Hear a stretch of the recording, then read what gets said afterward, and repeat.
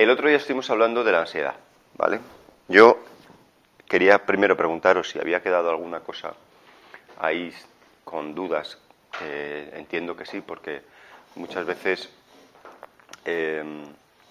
la manera de, o sea, cómo nos aproximamos a un tema tan complejo como este, que interviene la mente, pues, y sobre todo diciendo cosas que normalmente no se suelen decir, como no huyas, no intentes solucionarlo, ¿no? En realidad no existe el problema. Claro, tú dile a alguien que tiene verdaderamente ansiedad que no existe el problema. O sea, decir, bueno, ¿y yo qué es lo que tengo entonces? Y yo comprendo que, visto desde ese punto, pues parece algo, o sea, parece una blasfemia hablar así. Sin embargo, cuando uno ve cómo pasito a pasito uno es quien va poniendo todos los ladrillitos a lo largo del día que generan la ansiedad, pues es claramente obvio que la responsabilidad del origen de la ansiedad no está en un cuerpo enfermo, en un cerebro enfermo o en una circunstancia de la que eres completamente ajeno o irresponsable, sino que el origen está en tus decisiones y en tus voluntades y anhelos y movimientos de tu vida. Entonces, eso más o menos, yo creo que por lo menos entramos en ello la semana pasada. Y lo que me gustaría hacer en esta es que viéramos que aunque elegimos el tema de la ansiedad, ningún tema de la mente está separado de cualquier otro tema de la mente. O sea, todos los temas de la mente van unidos, porque la mente no puede dividirse. O sea, realmente no se puede dividir, pero uno puede con su forma de ver las cosas, puede hacer separaciones ilusorias que contienen pues mucha, o sea, transforman todo, ¿no? Si yo tengo creencias que entre sí son opuestas, pues inevitablemente mi día a día va a ser un poco siempre la decisión de qué hago ahora. ¿A quién hago caso? ¿A mi parte que piensa esto o a mi parte que piensa esto otro? Y si uno siempre anda así, se acostumbra a creer que el diálogo interno constante de A o B, amarillo, bueno, blanco o negro, arriba abajo, todo tipo de opuestos, pues es lógico y normal y además, evidentemente, apoyándose también en que es muy común, ¿no? Que todo el mundo más o menos vive desde esa manera de entender las cosas, ¿no? Ayer vi la película de Woody Allen y bueno, es una película muy ligerita, es de las más ligeritas suyas, ¿no? Muy sencillita y muy... Pero se nota una cosa, que es que si has visto sus películas, ¿no? Te das cuenta que siempre él se ha ubicado mentalmente en ciertos opuestos. Y en realidad, ahora, al ver esta película, vuelves a constatar que es que de ahí no ha salido.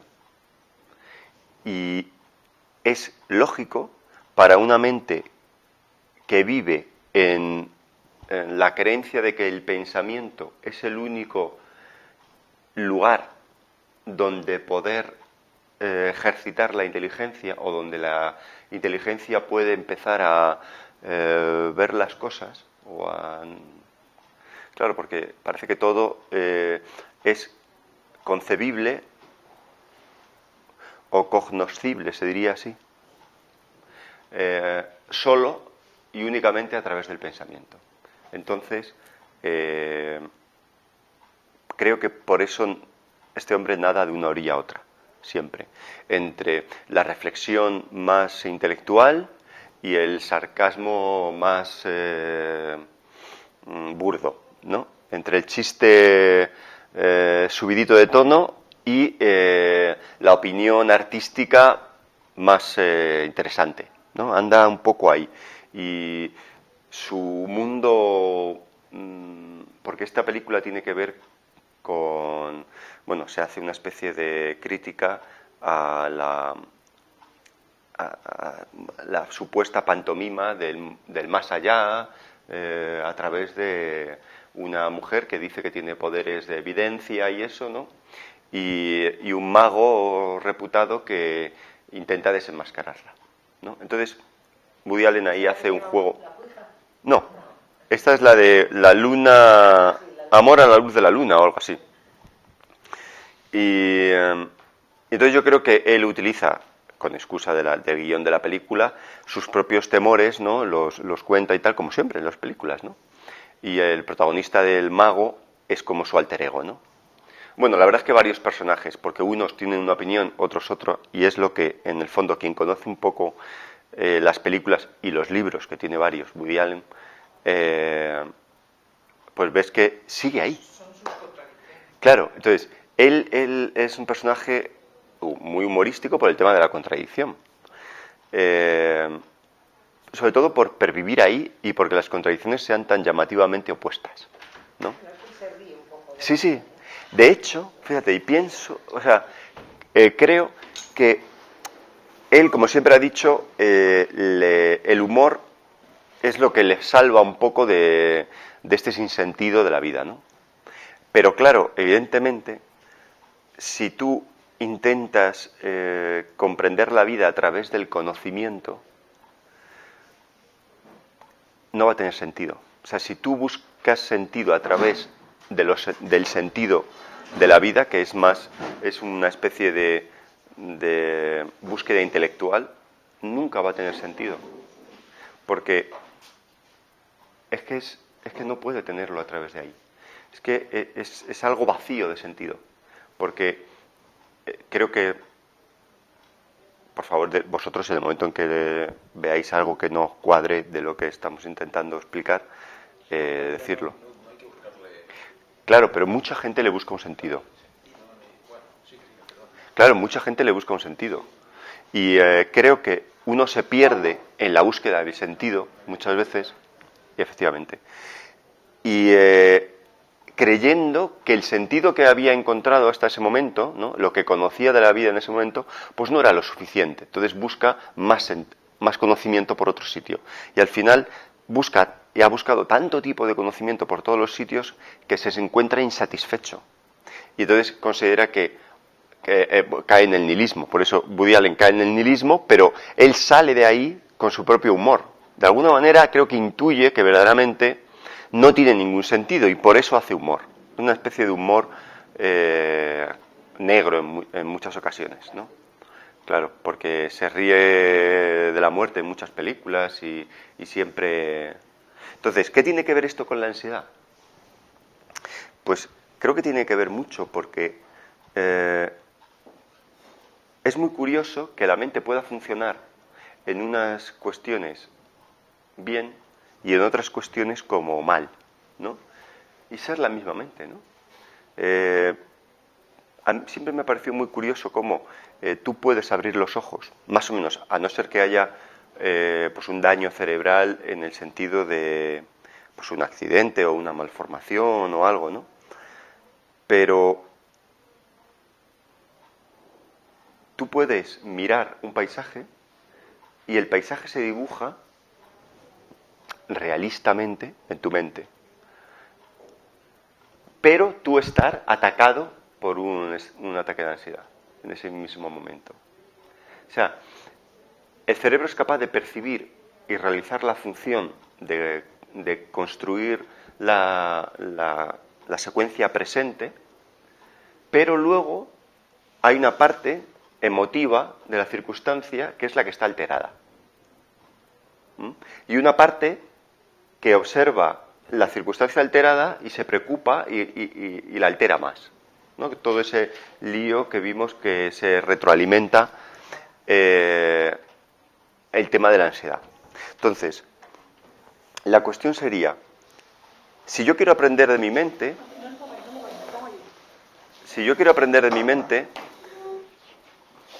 cualquier cosa sirve, incluso la ansiedad. incluso levantarse por la mañana, incluso el hablar con la gente, todo eso sirve, cualquier tipo de reacción, porque en el fondo la mente es la misma para todas las cosas que hacemos. O sea, no tenemos 1000 mentes, aunque creamos que tenemos 1000 personajes dentro, porque nosotros así nos vemos, ¿no? 1000 imágenes y confiamos en cada una de ellas y todo eso. En el fondo, la división de la mente no es más que una mera ilusión, pero uno se la cree. Y está en la creencia el ejercicio de la fuerza que pongo en cada una de las partes. Esta es la creencia. Entonces, y luego eso, cuando se olvida, ¿no? De alguna manera, va a nivel inconsciente y ya se produce de manera mecánica. Por eso, cuando digo yo la utilidad de la meditación, tiene que ver porque cuando tú estás lo suficientemente tiempo como en silencio y más o menos quieto, la inercia de toda la programación en la que tu mente está incluida, sale a luz, salen todos esos movimientos, ves toda esa mecanicidad. Entonces puedes empezar a detectar y a aprender. No a hacer nada agresivo contra esas formas de pensar, sino simplemente verlas como lo que son. Mira, yo esta noche he soñado en un momento que estaba con gente y había unas avispas. ¿Avispas? Yo también he soñado. ¿O esta noche? Te lo prometo. Estaba tardando. Qué curioso. He traído un tráfico de estas avispas. Pero no me picaban, ¿eh? Simplemente iba a tocar a una persona y las avispas estaban por ahí y entonces me he despertado como que ha dicho mi mujer, ¿qué pasa? ¿Qué pasa? Y digo, nada, que estaba soñando con unas avispas. Es que, digo, a ver qué es lo que ha soñado él. No, muy sencillo, no era pesadilla, ni me picaban, ni estaba haciendo así, ni nada. Simplemente como que... Pero a mí no me picaban. Y estaban por ahí, yo decía, a ver si me pican, pero no me picaban. He leído en un libro de estos de sueños que tenía que ver con pequeños problemas. Pequeños problemitas. No, el que sean insectos pequeños, así como amenazantes. Son como pequeños problemas que hay que tener en cuenta, aunque sean pequeños. No, esto era como que iba a cogerlas, no me llegaba a picar ni nada, pero para mí de pequeño me picaron muchas avispas. Yo decía, y a ver si nos pica y tal, pero no picaban. O sea, eso yo pienso que es un poco el miedo a que pase algo. Claro. ¿Pero te has despertado ahí? Es que es lo que no me acuerdo, porque yo una noche muy rara. Bueno, cuando te has levantado, ¿dónde estaban las avispas?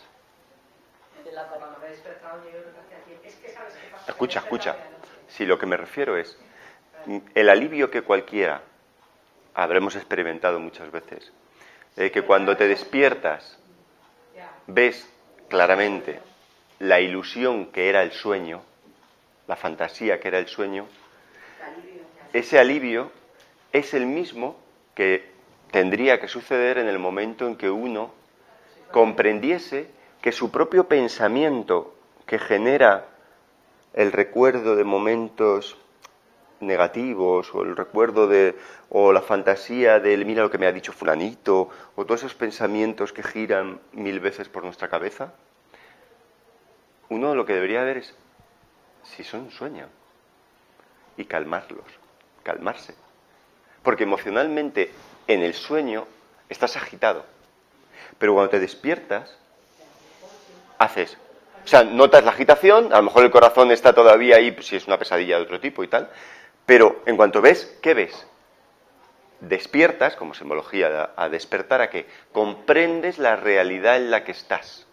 Entonces, cuando estamos hablando de la ansiedad, claro, eso mismo es lo que sucede cuando tú comprendes algo en tu realidad de tu vigilia, ¿no? Del estado de estar despierto normal, que tiene que ver con el pensamiento, una creencia, un juicio a fulanito, un juicio a ti mismo.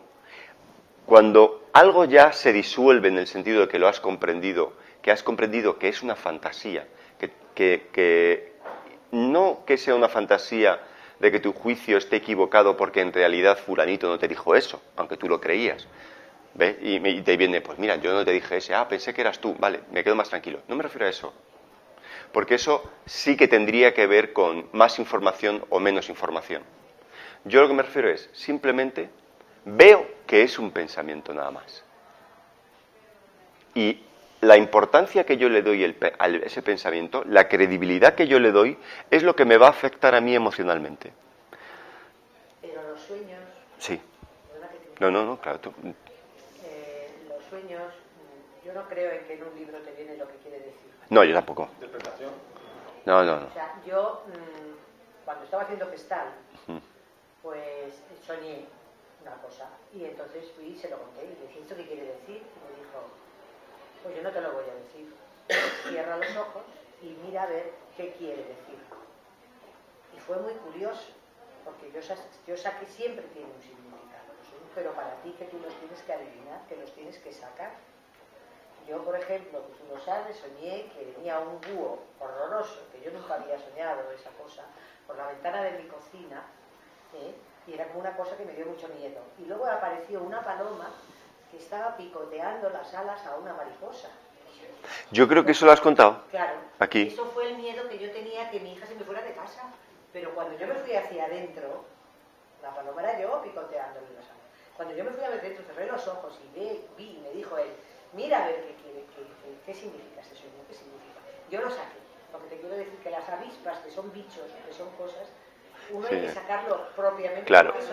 Otra cosa es que sueñes cosas a lo mejor. Por ejemplo, puede ser una especie de molesto, sí, o de aviso emocional de que si tocas ahí te puedes hacer daño en algo personal. Sí.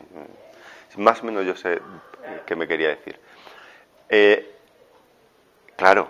Pero eso es la mente, a lo que yo iba, es la mente que lo está creando. No, yo creo que son una serie de la mente que tú has creado, que tú tienes esa serie de preocupaciones y que entonces es como si la mente lo diera una forma. ¿Qué genera una preocupación?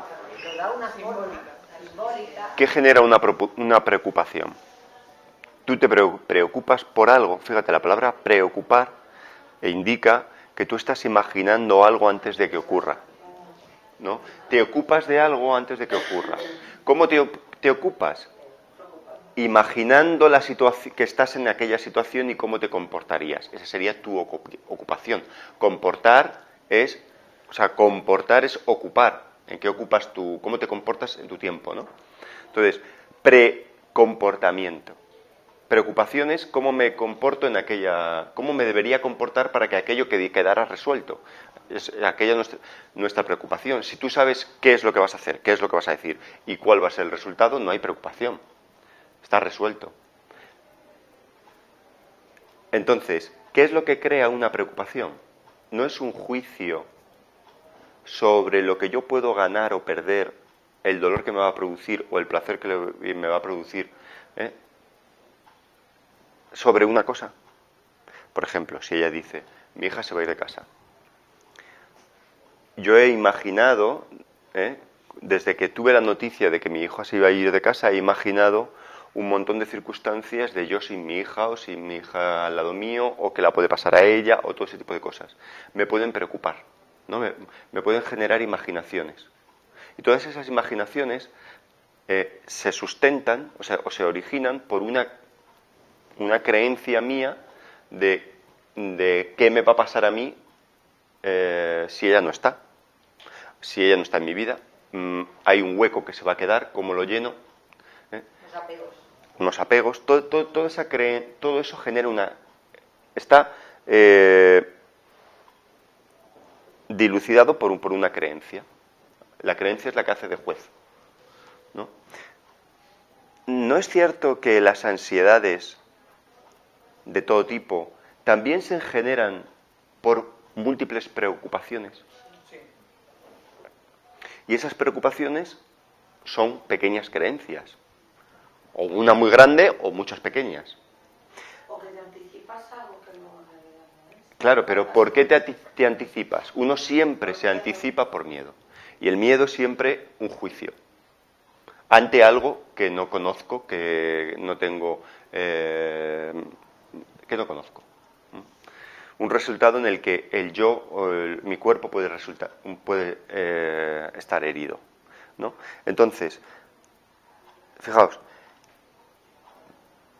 por un lado, que no es un lado separado, por un lado tengo la ansiedad. Por otro lado, veo que la ansiedad se genera a través de muchas pequeñas preocupaciones o una grande. Esas preocupaciones se originan por determinadas creencias. Y las creencias son supuestos sobre cómo es el mundo, la vida o los demás, o yo mismo, como juicios ya cimentados.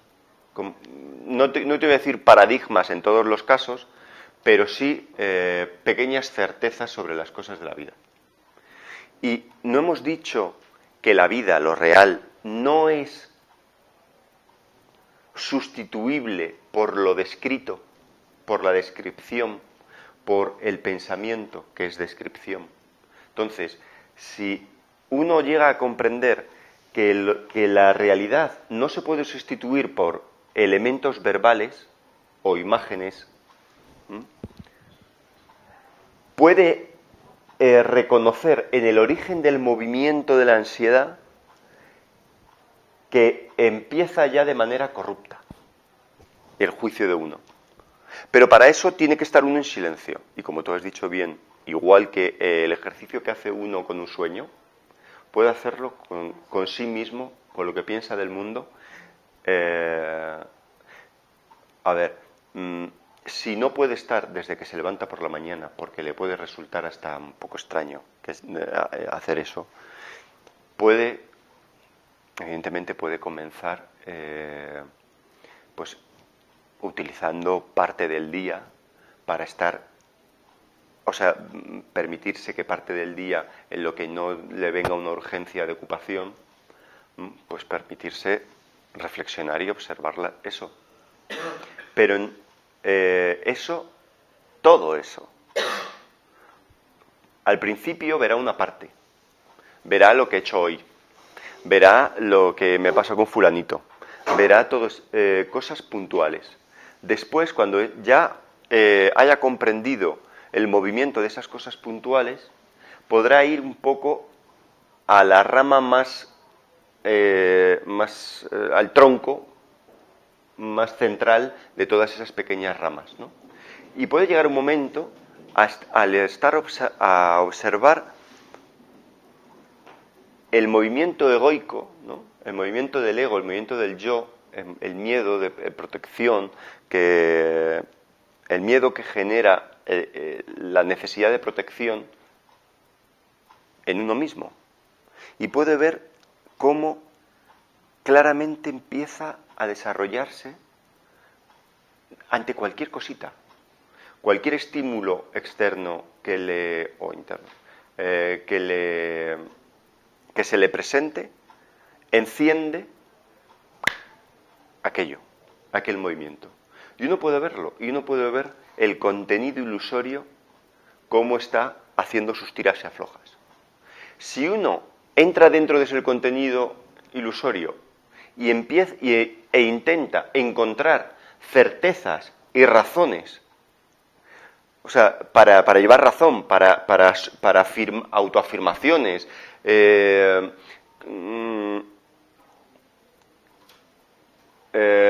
con juicios positivos en las comparaciones que hace con los demás o con la gente o con el mundo, con lo que quiere tener, entonces ahí se pierde.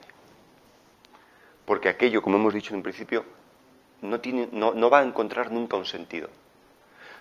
Una persona puede hacer ejercicios de autoafirmación y puede encontrar 1000 cualidades. Pero la contradicción de encontrar 1000 cualidades está en el propio hecho de buscar 1000 cualidades. Quien encuentra 1000 cualidades es que ha buscado 1000 cualidades. Y quien ha puesto su voluntad en buscar 1000 cualidades es que le falta el fundamental, ¿no? Porque una persona que no tiene baja autoestima no busca subir la autoestima. O sea, quien busca la subida de autoestima a través de un ejercicio positivo, está declarando el origen negativo. Es lo mismo. De hecho, positivo y negativo es la misma, es el mismo camino cerrado. Es dar vueltas alrededor de la misma cosa. Que puede ser útil en determinados momentos en los que incluso puede venir en tu ayuda el pensamiento, por supuesto. ¿Por qué no? Si el pensamiento no hay que demonizarlo, es una herramienta maravillosa que se puede utilizar ante cualquier cosa. Ahora bien, no siempre es necesaria. No sé si os estáis sintiendo que nos estamos perdiendo. El tema es muy sutil, porque, en mi opinión, es muy bello, porque cualquier cosa, una depresión, una ansiedad, una incertidumbre, todo tipo de sucesos en la mente, una decisión cualquiera, todo eso contribuye, o sea, puede ser una herramienta muy útil para descubrir, si vamos tirando del hilo, toda la naturaleza de la mente. Con cualquier cosita. No hace falta que ocurra un gran evento en nuestras vidas que nos impacte tanto que ya no necesitemos, no sea inevitable tener que mirar, sino el detalle del día. De hecho, la vida es tan a segundo por una cuestión obvia. Es que es ahí. O sea, la búsqueda de grandes experiencias implica que hay una gran insatisfacción diaria. Pero una persona que presta atención al momento cotidiano más sencillo, más, no sé, más... Es que cepillarse los dientes, ir al baño, ducharse, fregar los cacharros, todo puede ser motivo de sorpresa. De hecho, fijaos, la misma sensación de alivio que tiene el que ha despertado por la noche y se ha dado cuenta que su pesadilla no es real, eso sucede con un montón de cosas de la vida que a uno le atenazan por uno mismo.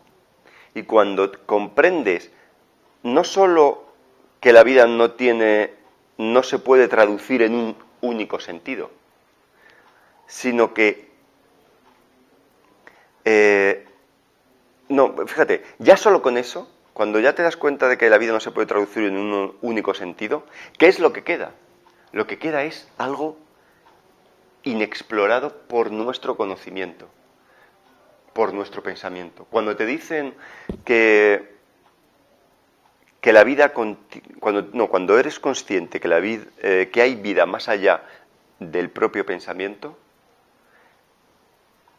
te sobrecoge un misterio, una sensación de misterio muy profunda que termina con la importancia que le dabas a esos pensamientos.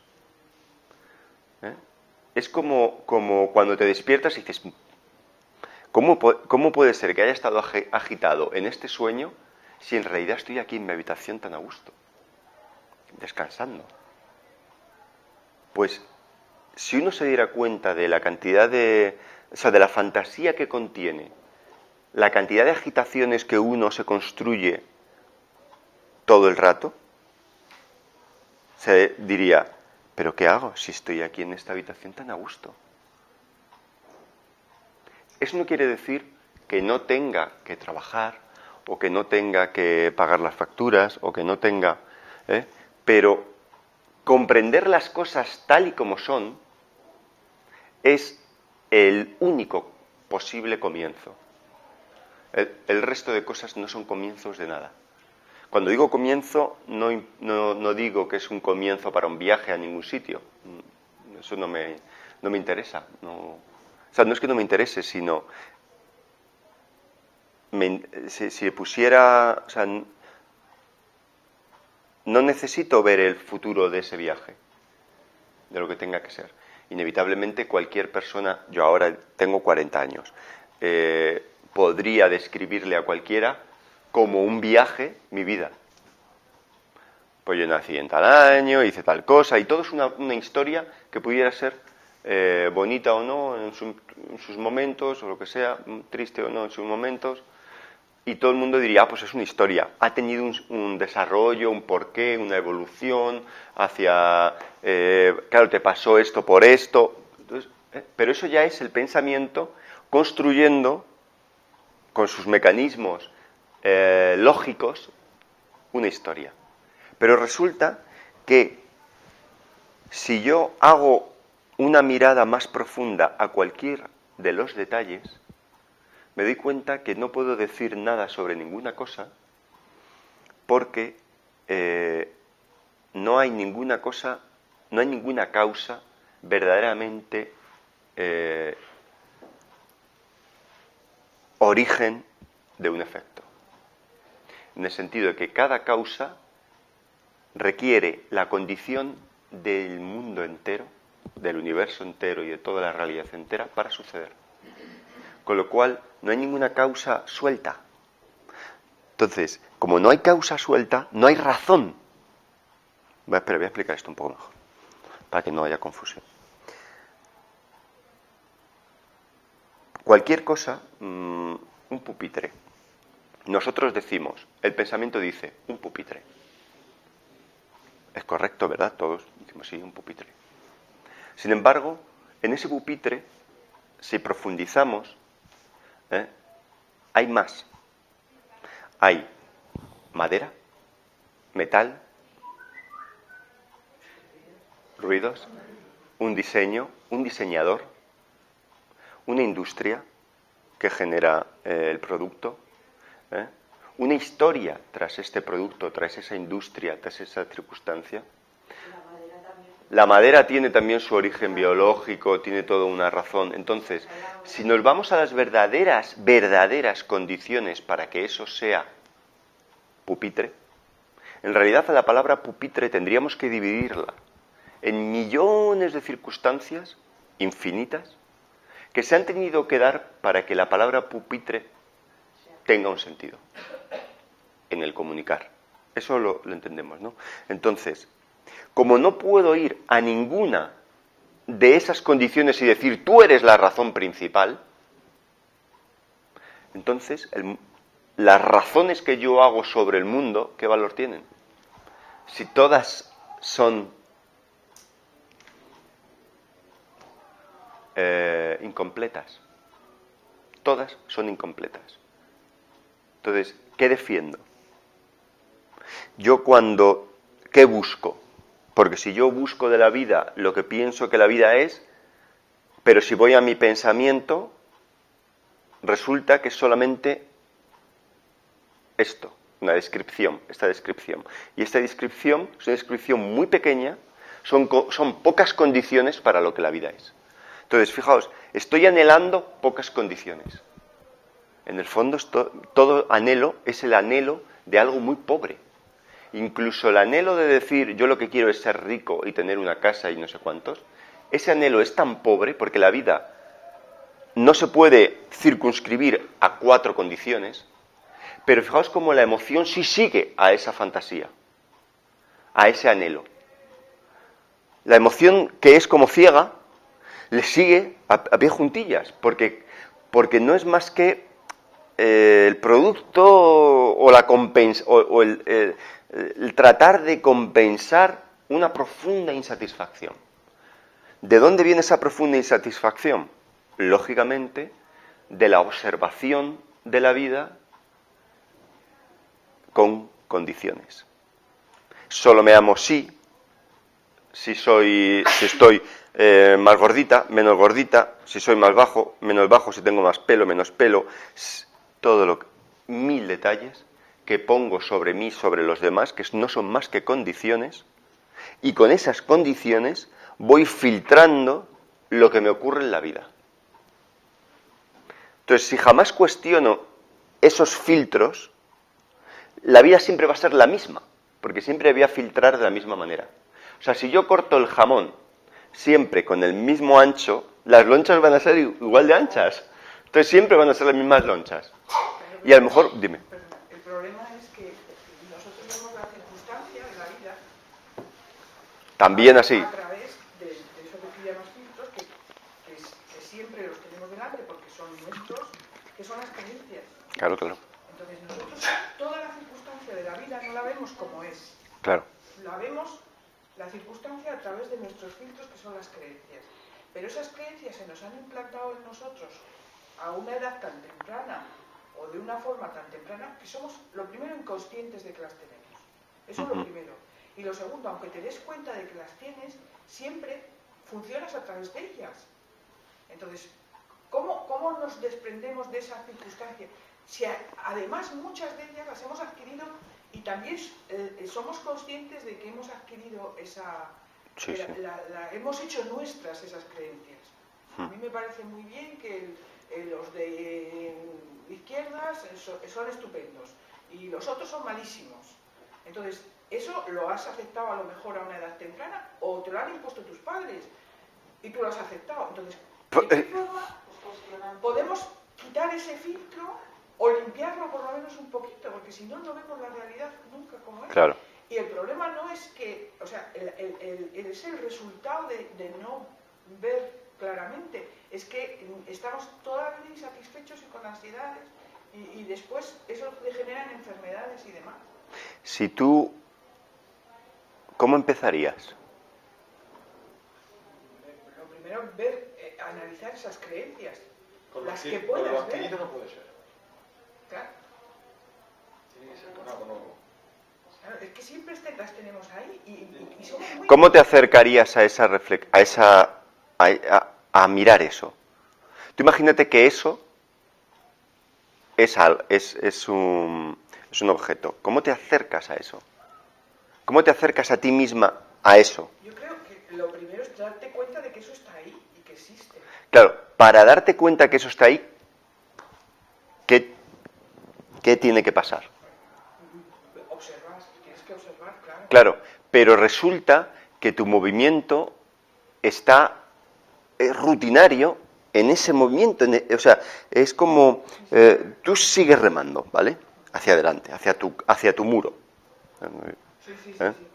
¿Eh? No, que además nos vamos Entonces, siempre con el mismo, siempre. claro, la cuestión es, si yo creo que tengo que remar hacia otro lado, para no darme en ese muro, me voy a dar en otro muro.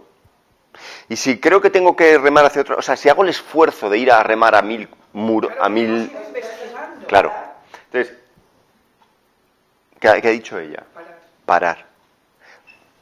Parar es muy complicado, porque uno arrastra una inercia brutal. Y no solo eso, ya no solo uno.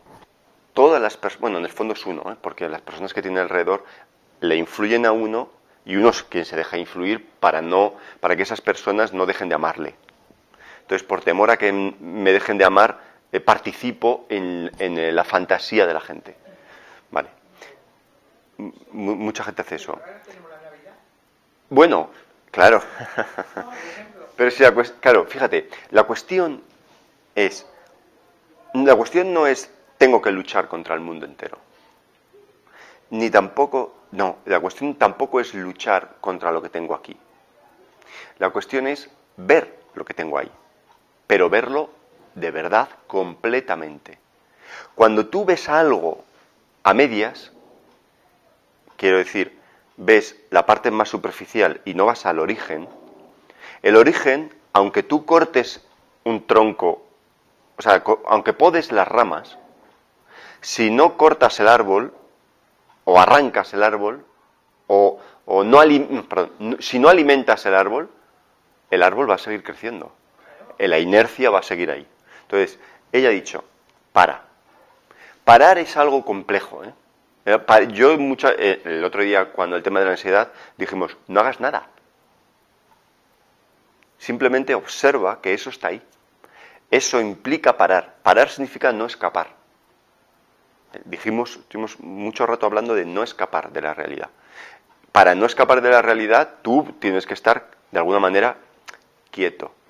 Quieto no significa estar estático, mentalmente estático, o forzar a la mente para que esté estático, sino observar cómo todo eso se mueve. Cuando tú observas todo eso moverse, ya es muy distinto a cómo estabas previamente buscando una solución. Porque incluso la búsqueda de solución es parte del problema. Que siempre vas a buscar a través de tus creencias. Evidentemente. Siempre. No podemos descondicionarnos. No podemos. Igual que no podemos curarnos de la ansiedad. Porque es que el condicionamiento y la ansiedad es un movimiento normal de las cosas. Evidentemente. Claro, pero cuando la programación no influye como antes, cuando uno comprende la ilusión que la programación es. Yo puedo ver cómo no sé. El darse cuenta. Claro, cuando digo yo, me refiero a cualquiera. O sea, cualquiera puede darse cuenta, puede sentir algo, pues no sé, de una cosa, gana Rafa Nadal una medalla y suena el himno, y tú te sientes como parte de eso. ¿Por qué tengo que luchar con eso?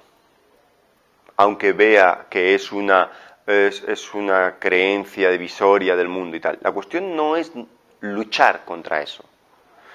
La cuestión es observar el origen de eso. Toda la circunstancia de esa. Porque quien ve cómo la circunstancia arrastra al ser humano desde niño, no puede odiar eso. No puede... ¿Por qué? No tiene ningún sentido estar en lucha contra lo que es natural. Es lógico que una mente cuando empieza a recibir percepción, se tome como lo percibido. Se toma como lo percibido. La mente que empieza a recibir información se toma a sí misma como la propia información. Digo exclusivamente, evidentemente es también la información que entra, pero no solo, o sea, es más que solo la información. La cuestión es, cuando uno ve que la gente no puede evitar el condicionamiento, tiene que descubrir si hay algo más allá de ahí, o si eso es todo. Por eso digo, la película de Woody Allen, él está nadando dentro de la misma parte, del mismo, como si dijéramos, imagínate, un lago muy profundo, pero yo solamente nado en la superficie para respirar. Porque creo que solamente puedo respirar si estoy nadando cerca de la superficie, pero nunca penetro profundamente. Y creo que hay que penetrar profundamente. No con el análisis del pensamiento, porque eso sería volver otra vez a nuevas elucubraciones de lo que debiera ser aquello, descripciones. Libros que han intentado describir aquello y la gente que ha leído ese intento de descripción se ha visto inmerso en ese espacio horizontal, superficial, o sea, no profundo, sino superficial, se ha visto que es enorme también, También te influye, te tienes que quitar eso también. Claro, porque te gusta, porque te llena el ego. Es que hace al ego más grande. No solo tienes esa historia que tú has contado, sino que luego hace lo que dice Raúl, te metes en unas historias de cosas que tú dices, esto no Es que y entonces te tienes que liberar también de esa... Cuando ves que te estás dando contra un muro y otro, lo que empiezas es a buscar información. Claro. Y a intentar llevar esa información a la práctica. Que la información es importante, Evidentemente. Uno tiene que saber quién hizo qué o tal. Vale. Puede ser interesante porque a lo mejor... Claro. Es humano, es verdad, además es que estamos en una situación que la información es tremenda. Y todos sentimos... Sí, sí, sí. Dirigida, intencionada... Buah. Pero quien intenta dirigir al ser humano, fíjate, creo que aunque esté ganando, le va a salir el tiro por la culata, por la propia contradicción de las cosas, porque el ser humano es naturaleza. Es naturaleza. Nos creemos ciudadanos, pero somos naturaleza. Nos creemos historia, biografía, pero somos naturaleza pura. Y sentimos todos que cuando nuestro corazón, como quien dice, está en la información, o sea, en el conocimiento, en lo que es los datos, en el intelecto, nos sentimos desarraigados, nos sentimos insatisfechos y vamos a acabar destruyendo todo por propia insatisfacción. La cuestión es, profundiza en el origen de la creencia de que solo existe el pensamiento como lugar donde tenga la vida su asiento. Profundiza, porque quizá no es solo el pensamiento. Yo digo quizá, Pero también las emociones nos arrastran, digamos, aparte del pensamiento, la emoción nos arrastra a sitios donde no... Pero la emoción es el movimiento de esa naturaleza empujado por el juicio que hace el pensamiento. Claro, porque tú dices, la bandera española, pero es que ahora vemos películas de la bandera de Estados Unidos y nos emocionamos igual. Sí, porque, claro, tú te identificas con el humano que está ahí. Pero bueno, ¿qué estoy haciendo yo aquí echando la lagrimita con el himno americano? Ya. Pero, claro, Son programaciones. Sí, te han condicionado, evidentemente. Pero claro, la cuestión no es ¿qué hago yo aquí? Porque yo soy español, no. La cuestión es, fíjate cómo existe una intención o una ignorancia de dividir ese sentimiento de comunión con aquel personaje, que en el fondo es una especie de compasión, no por lástima, sino por compartir. Tú compartes la circunstancia que se supone que ha vivido ese personaje, ¿no? Entonces, te identificas con ello. Pero los humanos hemos hecho divisiones de ese sentimiento. La emoción en sí misma es propia naturaleza. La corrompemos cuando la dividimos en opiniones, en creencias, en todo eso. Y por eso mucha gente teme sus propias emociones. Porque hay creencias muy fuertes en la mente de uno que le derivan a sentir de esa manera. Entonces no quiere ni siquiera acercarse a esas creencias o tocar eso, o que nadie le toque esas creencias, porque entonces le va a arrastrar sus emociones hacia aquello. Entonces, lo más importante creo que radica en tener la suerte de, al menos una vez en la vida, que entre todos nos demos cuenta que tiene mucha importancia no seguir como hasta ahora. El principio de todo, claro. Pero es muy fundamental, porque a veces cuando uno se pierde no sabe cómo comenzar. Y fíjate, no seguir como hasta ahora, por lo menos eso es lo primero. No digo, no voy a seguir y te voy a hacer lo contrario, no. Porque estaríamos en lo mismo. No hacer lo que hasta ahora significa no hacer ninguna cosa. ¿Y qué es? Parar. Parar. Que tu día a día te empuja a esa otra rutina. Bueno, continúa. Te empuja como una huida interminable. Interminable. ¿Eso es un poema o algo? ¿Qué? Eso sí. No, no. Claro, claro. Te empuja. Sí, sí. Y tienes que tener una fuerza terrible para salirte de ese aullido. O ver... Y yo lo digo ahora que ahora ya no tengo trabajo, pero cuando tienes trabajo y tienes los hijos pequeños y tienes... Es una lucha terrible, no puedes, es terrible. No puedes decir, me paro, me separo un poco y que el olvido esté no más. Tienes que tener una Ya. forma terrible.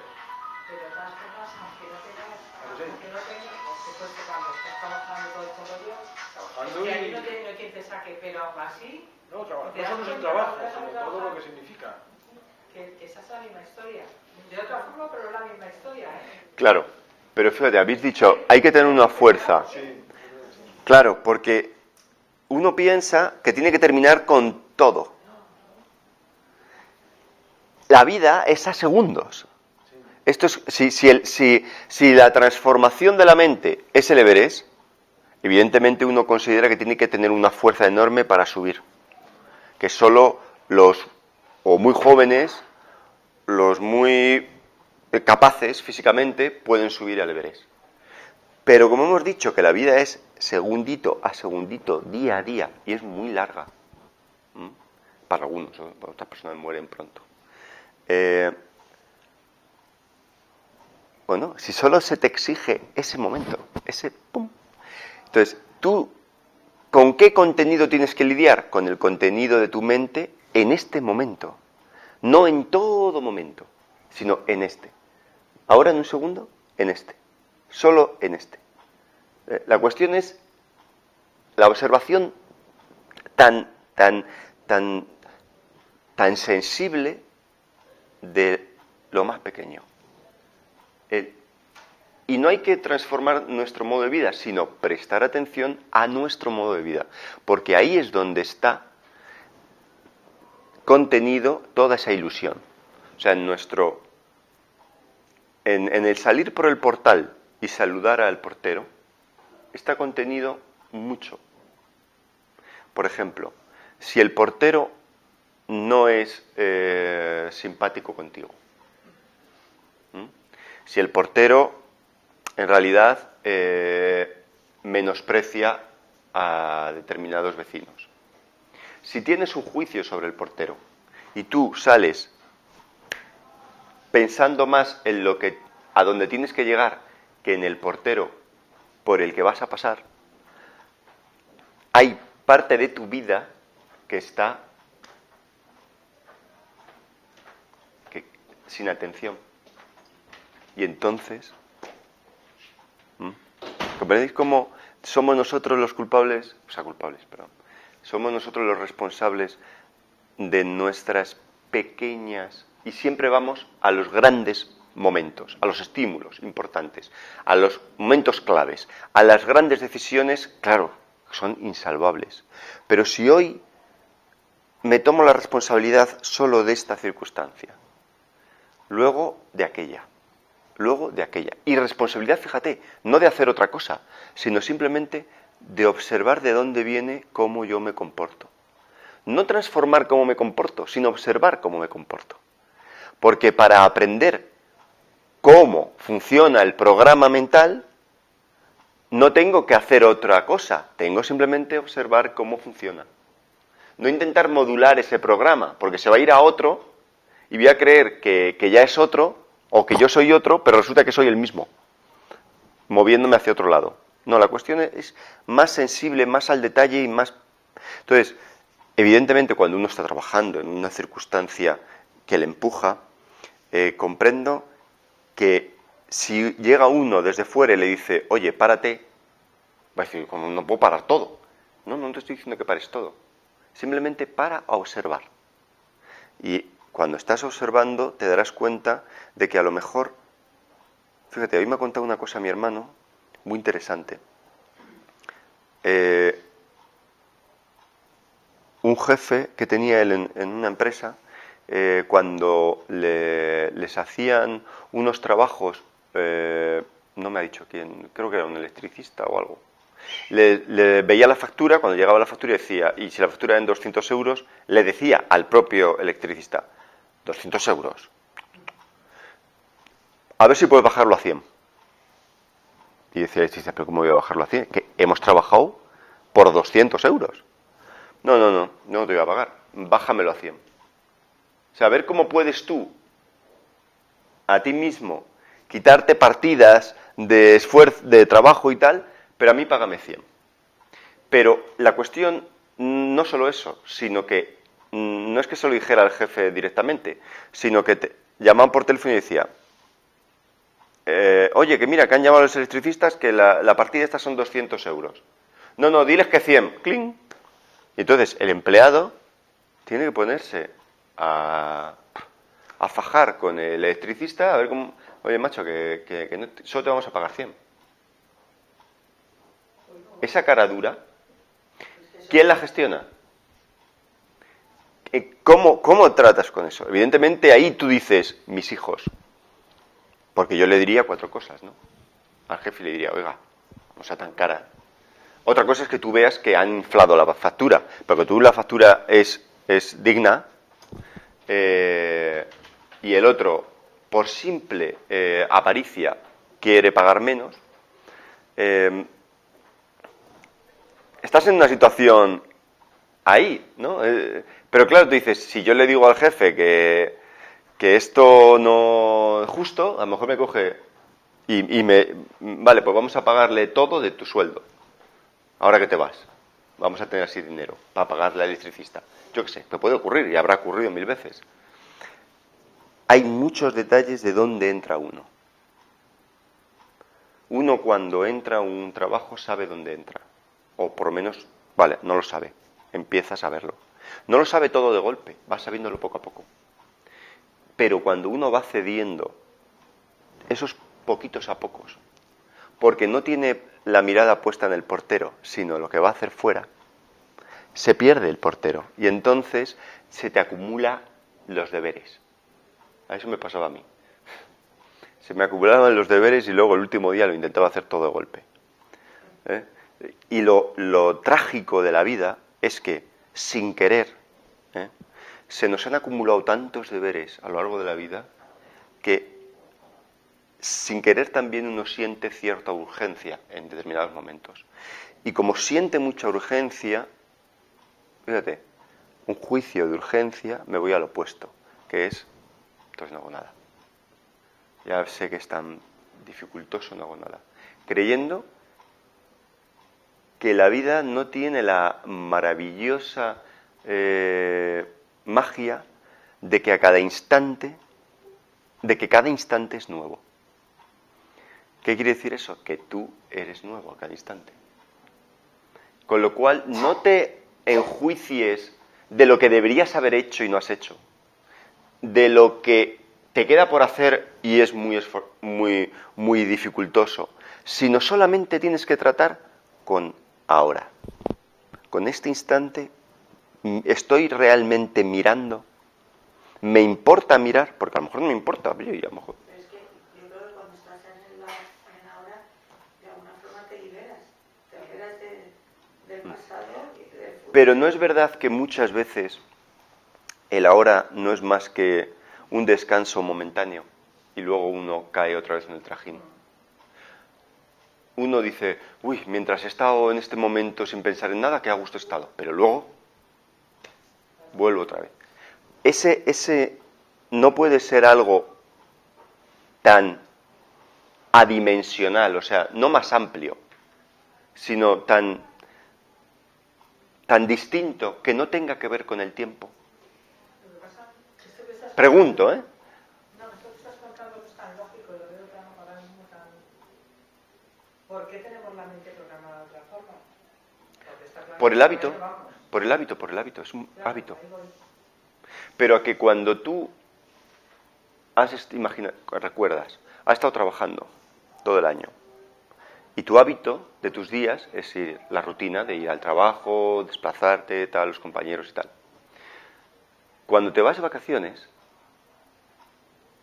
¿tu mente se rompe para hacer otra cosa? La mente es capaz de vivir en otra circunstancia y adaptarse a la nueva circunstancia.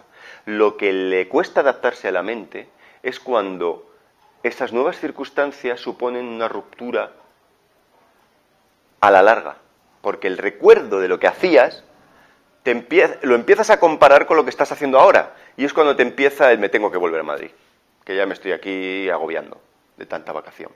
Pero cuando tú estás muy centrado, vamos a suponer, en lo mismo, en el aquí y en el ahora, estás así. Si viene alguien, de repente, y hace ¡bum! Y te saca absolutamente de tus casillas y de todo.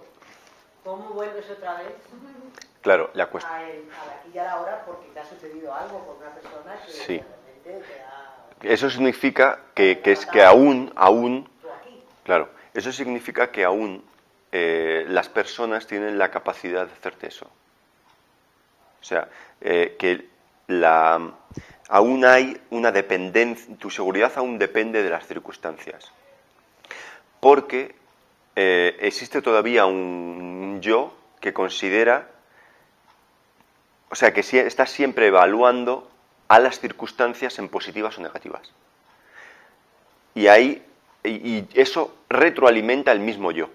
La creencia mira, el otro día recuerdo que no sé qué dijo mi mujer de algo de pero eso está bien, eso está mal o algo así. O eso está bien, eso está mal y eso está bien. ¡Bum! Le dije, mientras estés en el bien o en el mal, no, mientras estés en el bien, verás mal. Mientras uno está preocupado por el bien, por qué es el bien, cómo hacer el bien y tal, va a ver mal en muchas cosas. Y la vida no es ni buena ni mala. A ver, la vida puede ser injusta en el sentido de que, obviamente, un niño que está padeciendo cascotes encima o enfermedades tremendas, digo un niño como cualquiera, eso utilizo la palabra injusto no como juicio, sino como es sobrecogedor, de tremendo. Es muy doloroso. Pero si tu mente está, fíjate, en el bien y en el mal, en los lados, en la superficie, ahí va a quedarse. Si solo estoy intelectualmente en la creación de opiniones, en la creación de juicios y valoraciones, entonces siempre voy a hacer una posible opinión de todo. Siempre me va a parecer la vida, bueno, algo subjetivo para cualquiera. Entonces voy a relativizarlo todo y entonces voy a defender mi parte. Todos somos partes, todos somos opiniones, todo es subjetivo, pues todo partes. Entonces, claro, tengo que defender mi parte, no vaya a ser que otro me ataque. Pero cuando uno ve que la montaña no es opinable, no es susceptible de ser de que alguien haga una opinión. O sea, es susceptible, sí, pero la persona que hace una opinión sobre la montaña en realidad no está haciendo una opinión sobre aquello. Está haciendo una opinión sobre la imagen o la idea que tiene de la montaña. No sobre aquello que está ahí. Eso es otra cosa muy distinta. O sea, yo soy un montañero, que no lo soy, pero si fuera un montañero y ya he subido los 14 8000 y alguien me dice, vamos a subir a 7 picos, que es súper complicado, digo, voy a hacer una opinión de todo, a lo mejor no, pero digo, si me pongo ya en una persona que contiene todavía el programa ese. Pues voy a decir, tontería, esa montaña no es nada. Y a lo mejor me llevo un susto, por algo que me creía que... Fíjate, me llevo un susto porque al no prestar atención, porque mi mente ya ha hecho el juicio y no le interesa el ahora, está más en el juicio, en lo que yo creo, en mi orgullo, en lo que yo sé. Al no prestar atención, la sorpresa de la vida me puede generar sin querer un accidente. Y entonces darme cuenta en mi naturaleza, en la naturaleza que hay en el cuerpo y en todo, darme cuenta que algo y el accidente se ha producido por mi falta de atención. ¿Atención a qué? Al momento en el que pisé. No era el gran momento a lo largo de los años, no, ha sido un instante, un segundo. Un segundo es un refrán, ¿no? Un segundo te cambia todo. Un segundo en el que no prestas atención. Cuando prestas atención te puede cambiar y puedes ver cómo cambia, pero es muy distinto la posición que ocupa la inteligencia lúcida, o sea, o despierta, que la inteligencia vivida, o sea, que se mueve y se arrastra con la programación. Entonces, por eso la meditación es la palabra no.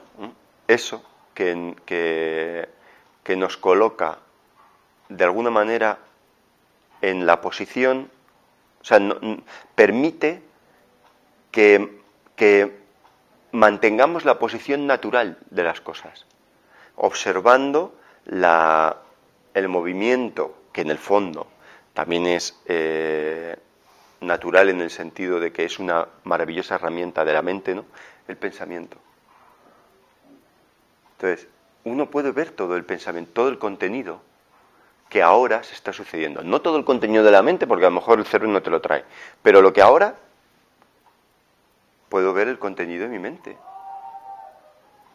Sí, pero tú ves el contenido de tu mente, pero si lo transformas lo de la montaña en una persona que ves eso, entre comillas, esa dependencia o esa aceptación de lo que es para ti, llega un momento que... Una persona es igual de natural que una montaña.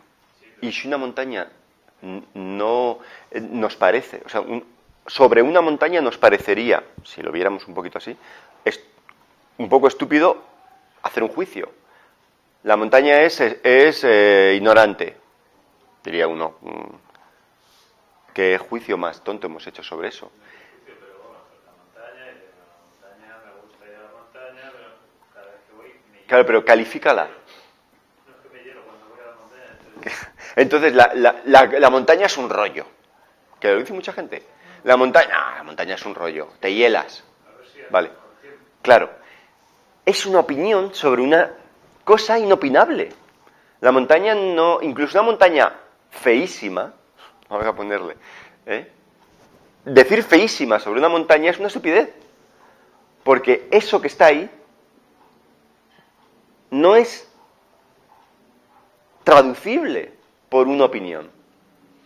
Entonces, si eso no lo tenemos absolutamente claro sobre todas las cosas, sobre toda la vida y todo lo que contiene, entonces sí seremos susceptibles de vernos arrastrados por el pensamiento. Si tú abres los ojos y ves el paisaje como el paisaje es, no hay ningún problema en tu cerebro. Por mucho que te digan que tienes 1000 enfermedades mentales. No hay ningún problema.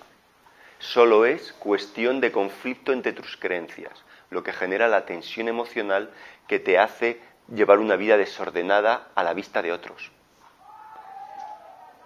Eso no quiere decir tampoco que seas ningún enfermo. Significa que solamente no llevas el mismo orden que lleva la mayoría.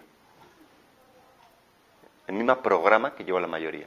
Un programa un poco distinto, común a otros, también. Las creencias tus creencias las tienes que cambiar. No, ¿para qué mantener alimentando, afianzando ningún tipo de creencias? Las creencias están ahí de las que tenías. Vale, pero ¿y si... a ver, yo nunca fui eso, ¿vale? Pero imagínate que lo fuera. Digo que no podría hacer este ejemplo totalmente sobre cómo me siento, cómo me sentía. Pero volvemos a lo mismo. Que estuve 5 años, además ahora está como de noticia. Yo estuve como 5 años así yendo a la zona de los ultrasur del Real Madrid. Nunca me pegué con nadie ni cosas de esas. Pero alguien, la mente puede contener como recuerdo la cantidad de emociones y tal al respecto de aquel equipo. Ahora, lo natural nunca lo pierdo de vista. O sea, está clarísimo.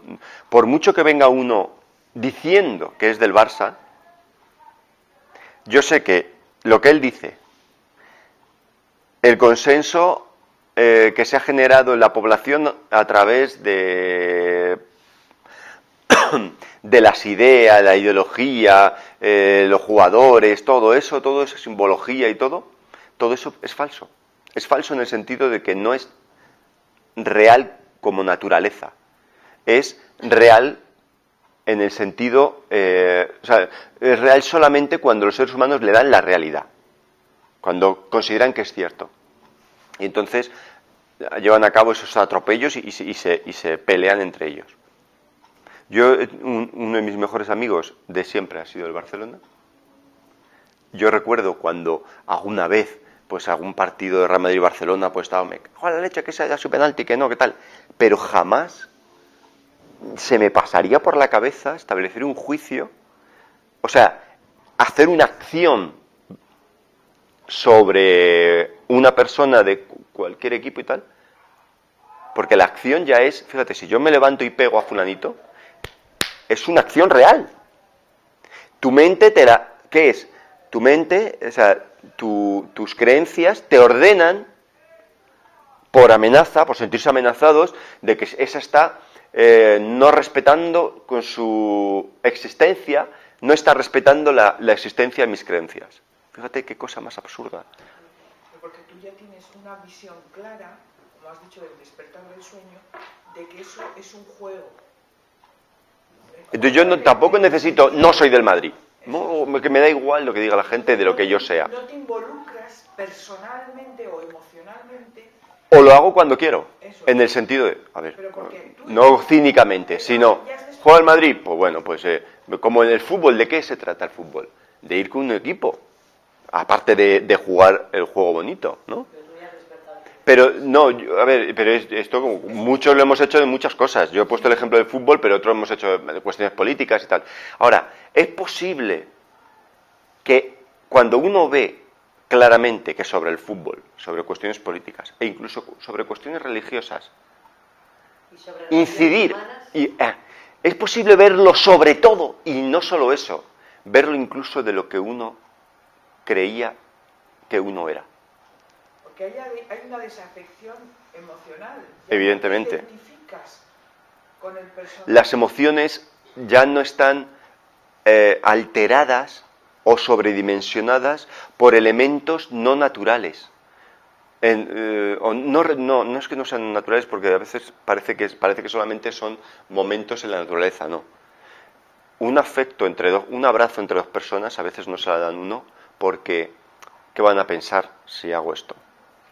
No voy a abrazar a un hombre porque... Claro. Todo. Pero cuando tú paras, ves los clichés.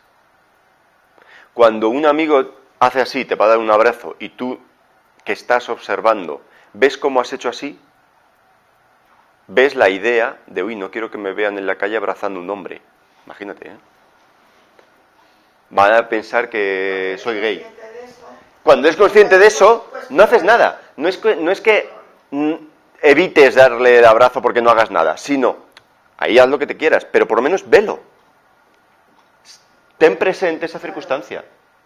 Y entonces será muy distinto a cuando directamente creías que tu verdadera opinión de tuya era la de... Esa opinión no es realidad de nada. No es tú. Eso tiene que quedar tan claro.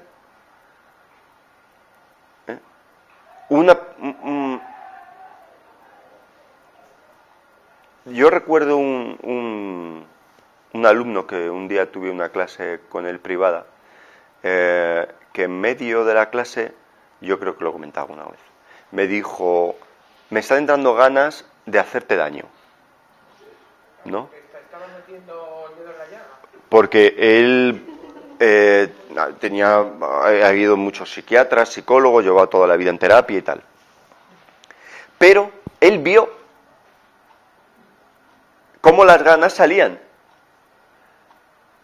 Lo curioso, lo interesante es que al verlo, vio que era el producto de una mecanicidad. No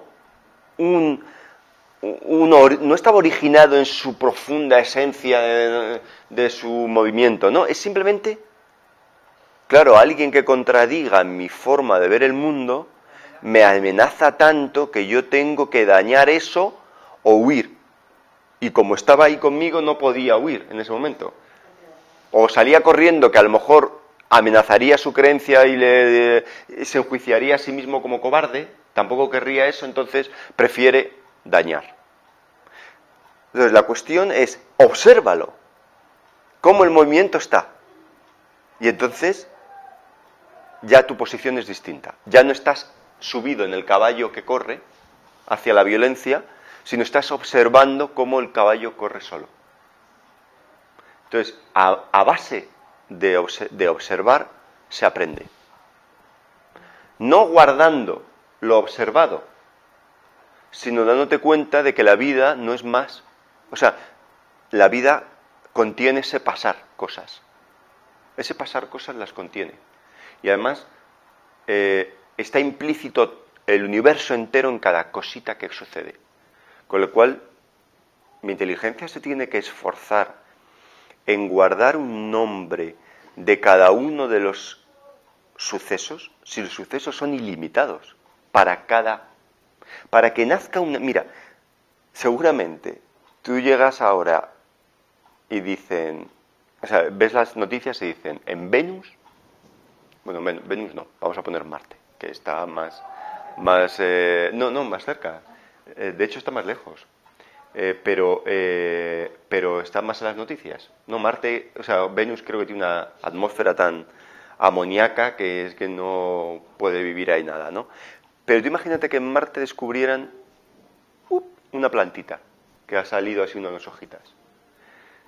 La de fórmulas matemáticas que tendrían que comerse la cabeza los científicos para cómo ha salido eso ahí, tendría que ser brutal.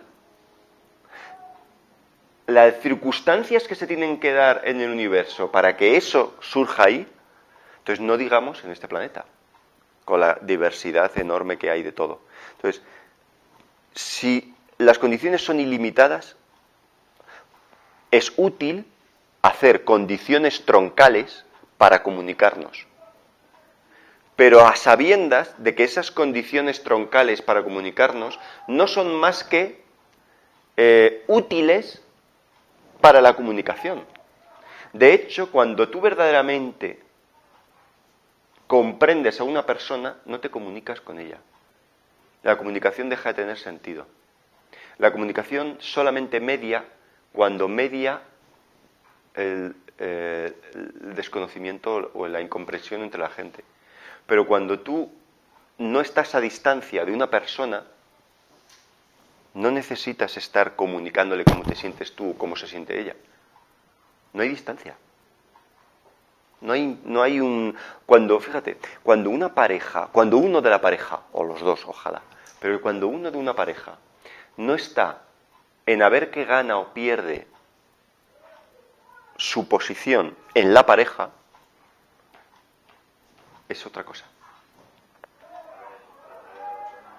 Pero generalmente siempre hay un toma y daca, a ver quién tiene la sartén por el mango, a ver quién manda, quién decide más, qué pesa más, las decisiones quién las toma antes, quien no está en esa circunstancia no significa que se esté dejando arrastrar por la otra persona. Significa... La otra puede pensar, por supuesto, lo puede pensar, sí. Pero tú puedes decir, evidentemente, si la otra persona no te comprende, o sea, ella sí está a distancia, tú puedes nombrar, oye, mira, yo esto es lo que pienso de esta circunstancia. Tú verás, si ella no lo ve, a lo mejor ella es la que se tiene que ir. No quiere decir que tú te vayas de ella, sino a lo mejor ella, por tu aplomo, de alguna manera, es la que tiene que decidir qué hacer. Pero si quien entra en guerra, siempre va a darse cuenta que va a ser un constante conflicto. O sea, una pareja no puede vivir en constante conflicto, porque se va a desgastar. Y como Woody Allen, se va a desgastar. Mentalmente se va a desgastar, a no ser que su inconsciente humorístico sea muy potente. Ya, pero en el fondo la edad es indiferente. La mente que puede observar tras el pensamiento, o más allá del pensamiento, o de manera distinta al pensamiento, no contiene edad ninguna. Y la persona que puede mirar desde ahí, se da cuenta de que su pensamiento puede tener edad, pero él, en el fondo, ninguna. Aunque el cuerpo... Fíjate, es que uno puede ver incluso y opinar. Pues bueno, pues pasa el tiempo. Pasa el tiempo... Bueno, es que a lo mejor él ha evolucionado en determinadas cosas y en otras cosas no ha evolucionado. Y se puede morir por 90 años y aparecer que sea muy sabio y sin embargo en otras cosas no ha avanzado. Sí. Claro, a lo mejor uno puede parecer muy sabio a ojos de otro y otro decir, joder, pero ¿cómo puede llevar esos pantalones negros con ese azul marino? Pues esas cosas, en el fondo, claro, es que es inabarcable la cantidad de opiniones de cómo deberían ser las cosas. Cada uno tiene la suya. Pero si la cuestión es tratar con opiniones, entonces, claro, la vida es infinita. De todas maneras, Woody Allen lo que hace es que su tema principalmente son las relaciones humanas y siempre deja mucho al público a que tú soluciones eso que él ha planteado. No lo resuelve. No. Interesa resolverlo. Porque en realidad es una pregunta que yo creo que él, el conflicto... Él se hace, claro. Y que quiere... Bueno, ese es el problema de las relaciones humanas. Pero la ha repetido muchas veces. Él ha repetido muchas veces en las películas ese conflicto. Está repetido. Entonces, cuando un conflicto repites toda tu vida, significa que solo estás mirando dentro de las mismas elementos. Y la cuestión ¿es posible mirar más allá?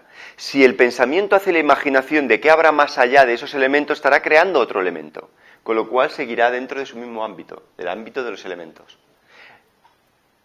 O sea, si yo imagino cómo será una mente no apegada a sus pensamientos, o que no se comporta a través del dictamen de sus opiniones, estaré equivocándome, porque estaré imaginando que es otra vez el pensamiento.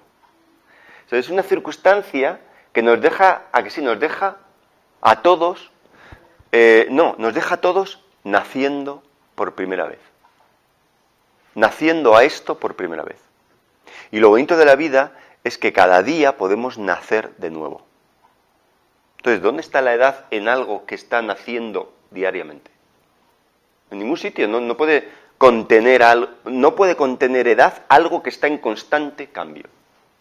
La edad es siempre la imaginación que hacemos del recuerdo, el presente y el futuro de algo. Y entonces ahí se queda uno. No. Claro, ahí empiezas a envejecer. Porque obviamente tu pensamiento va a razonar que algo que ha nacido morirá y entonces en el proceso envejecerá. Entonces si ahí nos quedamos, entonces esto es un desastre. Y me gustaría que os quedaseis con el momento ese que hemos hablado de que